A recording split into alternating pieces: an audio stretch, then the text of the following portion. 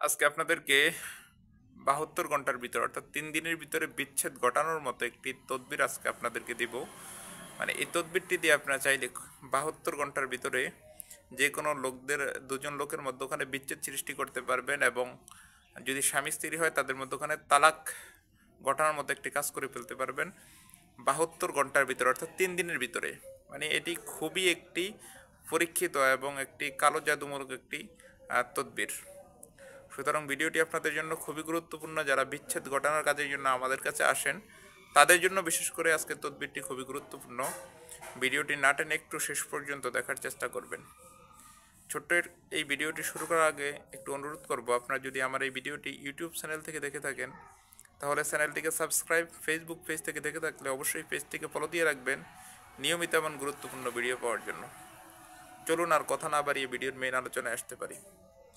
স্ক্রিনে যেই নকশাটি দেখতে পাচ্ছেন এটি একটি কুফরি নকশা। এই নকশাটির মাধ্যমে আপনি চাইলে খুব সহজে অতি তাড়াতাড়ি ৭২ ঘন্টার ভিতরে যে কোনো দুইজন লোকের মধ্যখানে ঝগড়া ফাসাদ এবং স্বামী স্ত্রীর মধ্যখানে তালাক সৃষ্টি করার মতো কাজ ঘটিয়ে ফেলতে পারবেন মাত্র ৭২ ঘন্টার ভিতরে। ৭২ ঘন্টা অর্থাৎ ৩ দিনের ভিতরে। কীভাবে লিখবেন নকশাটি এবং কোন নিয়মে লিখবেন, নকশাটি আপনি কী কালি দ্বারা লিখবেন আমি স্ক্রিনে দিয়ে দিয়েছি। এই কালিটা দিয়ে ৩টা কাগজে ৩টা নকশা লিখবেন সুন্দর করে। ৩টা কাগজের নকশা লেখার পরে দেখবেন নিচনে যেই দুইজন লোকের মধ্যখানে বিচ্ছেদ সৃষ্টি করতে চান তাদের নাম এবং তাদের মায়ের নাম লেখার মতো ভিন্ন ভিন্ন জায়গা আছে নকশাটার মাঝেই। শেষ দিক দিয়ে সুন্দর সুন্দর জায়গা আছে। এই জায়গাগুলোতে আপনি সুন্দর করে আপনি ৩টা নকশার ভিতরে সেম নামগুলো উল্লেখ করে একটা নকশা ঘরের ভিতরে, আরেকটা নকশা চুলার ভিতরে, আরেকটা নকশা আগুনে জ্বালিয়ে দিবেন।